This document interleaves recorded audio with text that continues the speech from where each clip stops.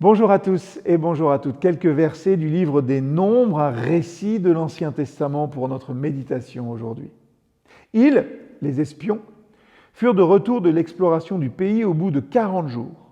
Ils allèrent vers Moïse, Aaron et toute l'assemblée des enfants d'Israël à Kadès, dans le désert de Paran.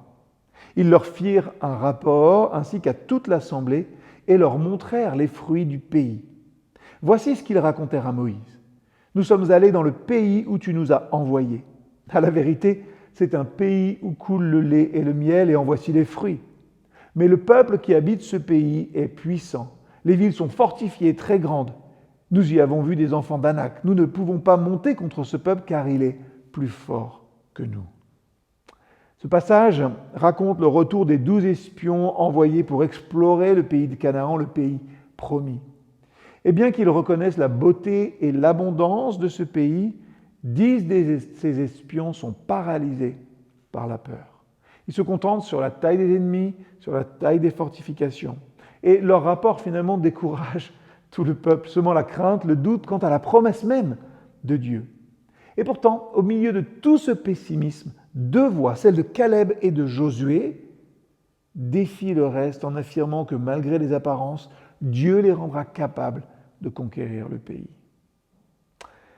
Dans notre vie de foi, nous sommes parfois confrontés à des défis qui paraissent insurmontables. Et les voix extérieures, et parfois même les voix intérieures, nous murmurent que nous ne sommes pas assez forts ou que les obstacles sont trop grands. Ce texte nous rappelle que la foi collective doit reposer sur la confiance en Dieu plutôt que les circonstances visibles. Caleb et Josué avaient une perspective différente parce qu'ils se fiaient à quoi ? Aux promesses de Dieu et pas simplement à ceux que leurs yeux avaient vus. Ils se basaient sur les promesses de Dieu et non sur leur propre force. Au sein de notre communauté, lorsque des défis surgissent, nous sommes invités à nous encourager les uns et les autres, à nous rappeler les promesses de Dieu et à choisir la foi au lieu de la peur.